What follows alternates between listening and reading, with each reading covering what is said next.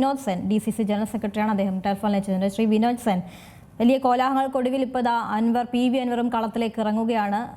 ഇപ്പോൾ ഈ ഏറ്റവും ഒടുവിലായിട്ട് ഈ സ്ഥാനാർത്ഥി പ്രഖ്യാപനം നടത്തിയതിന് പിന്നിൽ ഷൗക്കത്തിനെ തോൽപ്പിക്കുക എന്നുള്ള ലക്ഷ്യം തന്നെയാണോ? കാരണം ഇപ്പോൾ ഇന്നും വാർത്താ സമ്മേളനത്തിൽ ഷൗക്കത്ത് ജയിക്കില്ല എന്ന് ഉറപ്പിച്ചു പറയുന്നുണ്ട് PV അൻവർ. പ്രതികരണം.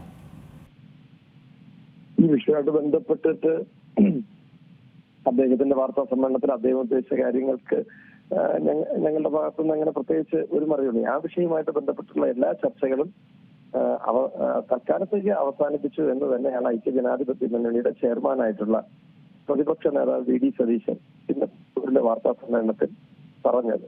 അതുകൊണ്ട് തന്നെ അദ്ദേഹവുമായി ബന്ധപ്പെട്ടിട്ടുള്ള അത് ഗുണമാണോ വരിക, ദോഷമാണോ വരിക, അദ്ദേഹത്തിന്റെ ഇമ്പാക്ട്, ഇത്തരം തുടങ്ങിയ കാര്യങ്ങളിൽ തൽക്കാലം ഒരു അഭിപ്രായ പ്രകടനത്തിന്റെ വിഷയം ഐക്യജനാധിപത്യ മുന്നണിയുമായി ബന്ധപ്പെട്ട് ആ വിഷയം ചർച്ച ചെയ്യേണ്ടതില്ല എന്ന് തന്നെയാണ് തീരുമാനം. അതുകൊണ്ട് തന്നെ അൻവർ അദ്ദേഹം അൻവർ എന്ന് പറയുന്ന പഴയ MLA, ഇപ്പൊ തൃണമൂൽ കോൺഗ്രസിന്റെ നേതാവ്, അദ്ദേഹത്തിന്റെ പത്രസമ്മേളനത്തില് പദാനുപത മറുപടി പറയുന്നതിന് അനുമതിയുള്ള ഒരു രാഷ്ട്രീയ പ്രവർത്തകനല്ല ഞാൻ. ഒന്ന്. രണ്ടാമത്തെ കാര്യം എന്ന് പറയുന്നത്, ഞങ്ങളും LDF തമ്മിലുള്ള ഒരു തുറന്ന യുദ്ധമായിട്ടാണ് ഈ തെരഞ്ഞെടുപ്പിനെ കാണുന്നത്. കഴിഞ്ഞ ഉപതെരഞ്ഞെടുപ്പുകളിൽ ഒരുപക്ഷെ ഞങ്ങൾ പരാജയപ്പെട്ടു പോയ ചേലക്കരയിലടക്കം ഞങ്ങളുടെ രാഷ്ട്രീയ പ്രവർത്തനത്തിലൂടെ ഈ സർക്കാരിന്റെ കുഴപ്പങ്ങൾ, ഈ സർക്കാരിന്റെ ജനദ്രോഹ നടപടികൾ അത് വളരെ വ്യക്തമായി തുറന്നു കാണിക്കാൻ കഴിഞ്ഞതിലൂടെ ചേലക്കരയിൽ അവർക്കുണ്ടായിരുന്ന ഒരു വലിയ ഭൂരിപക്ഷത്തിനെ ചെറിയ ഭൂരിപക്ഷത്തിലേക്ക് മാറ്റിയെടുക്കാൻ ബാക്കിയുള്ള ഉപതെരഞ്ഞെടുപ്പുകളെല്ലാം തന്നെ നേരിട്ടുള്ള ശക്തമായ രാഷ്ട്രീയ പോരാട്ടത്തിൽ ഞങ്ങൾക്ക് വിജയക്കൊടി പാറിക്കാൻ കഴിഞ്ഞിട്ടുണ്ട്.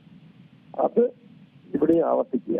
വിഷയം അൻവറും UDF തമ്മിലുള്ള തർക്കത്തിലേക്ക് കൊണ്ടുപോകാനല്ല, ഐക്യജനാധിപത്യ മുന്നണി ഉയർത്തിപ്പിടിക്കുന്ന LDFന്റെ ജനദ്രോഹ രാഷ്ട്രീയത്തിനെതിരായിട്ടുള്ള പോരാട്ടമാണ്. അപ്പോൾ നിങ്ങളുടെ വേദിയിൽ ഞങ്ങൾ വന്നു കഴിഞ്ഞാലും ഞങ്ങൾ വിഷയത്തിൽ നിന്ന് വ്യതിചലിക്കാൻ ഉദ്ദേശിക്കുന്നില്ല.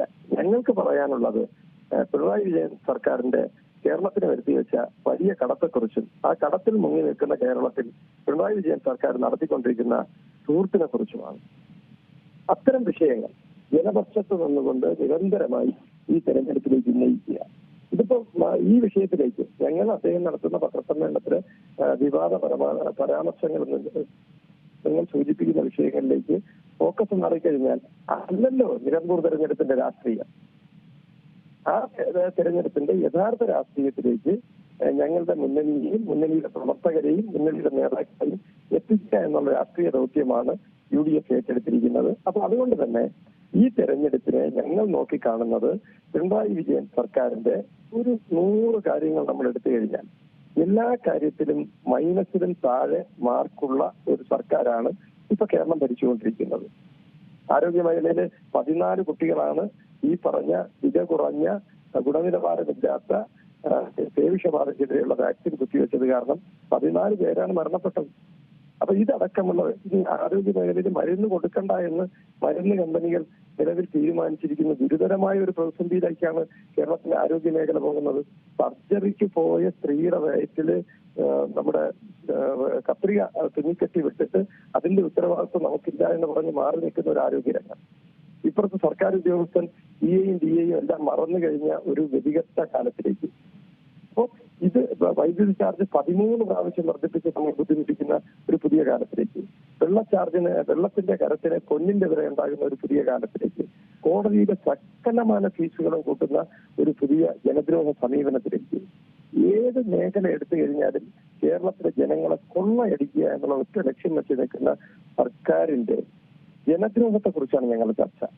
അതൊരിക്കലും ഒരു രാഷ്ട്രീയ സമരത്തിനിടയിൽ അതിന്റെ ബാഹ്യമായിട്ട് വരുന്ന രാഷ്ട്രീയത്തിലേക്ക് തൽക്കാലം പോകേണ്ടതില്ല എന്ന് UDFന്റെ ഉന്നത നേതൃത്വം തീരുമാനിച്ചിരിക്കുമ്പോൾ അത് അനുസരിക്കുക മാത്രമാണ് നമ്മൾ ചെയ്യുന്നത്. അതുകൊണ്ട് ഈ ചർച്ചയിൽ ഞങ്ങൾക്ക് ഉന്നയിക്കാനുള്ളത് ഇത് ഐക്യജനാധിപത്യ മുന്നണി, ഇടതുപക്ഷ ജനാധിപത്യ മുന്നണിയുടെ ജനദ്രോഹ സർക്കാരിനെതിരെ നടത്തുന്ന രാഷ്ട്രീയ സമരമാണ്. അതുകൊണ്ട് ആ സർക്കാരിന്റെ വികല നയങ്ങൾ, അതിന്റെ വൈകല്യമുള്ള പ്രവർത്തനങ്ങൾ, ജനദ്രോഹങ്ങൾ ഇത് ആവർത്തിച്ച് പറഞ്ഞുകൊണ്ടേയിരിക്കണം. ഇപ്പോ തൊഴിലാളികളോട്ട് കരത്തൊഴിലാളി, കശുവണ്ടി തൊഴിലാളി എല്ലാ ക്ഷേമവും 19 മാസം കൊണ്ട് മുടക്കത്തിലാണ്. അതാണ് ഈ തെരഞ്ഞെടുപ്പ് ചർച്ച ചെയ്യേണ്ടത് എന്ന് ഞങ്ങൾ ഉറച്ചു വിശ്വസിക്കുന്നു. ശരി, വളരെ നന്ദി വിനോദ് സെൻ ഈ ഘട്ടത്തിൽ പ്രതികരിച്ചതിന്. എന്തായാലും നിലമ്പൂരിലെ ചിത്രം തെളിഞ്ഞിട്ടുണ്ട്. PV അൻവറും തിരഞ്ഞെടുപ്പ് പോരാട്ടത്തിലേക്ക് ഇറങ്ങുകയാണ്. സ്ഥാനാർത്ഥിത്വം പ്രഖ്യാപിച്ചിരിക്കുകയാണ്. തൃണമൂൽ കോൺഗ്രസിൻ്റെ സ്ഥാനാർത്ഥിയായി മത്സരിക്കാൻ ഒരുങ്ങുകയാണ് PV അൻവർ. നാളെ തന്നെ നാമനിർദ്ദേശ പത്രിക നൽകുമെന്നുള്ളതാണ് PV അൻവർ അല്പസമയം മുൻപ് വാർത്താ സമ്മേളനത്തിൽ അറിയിച്ചത്.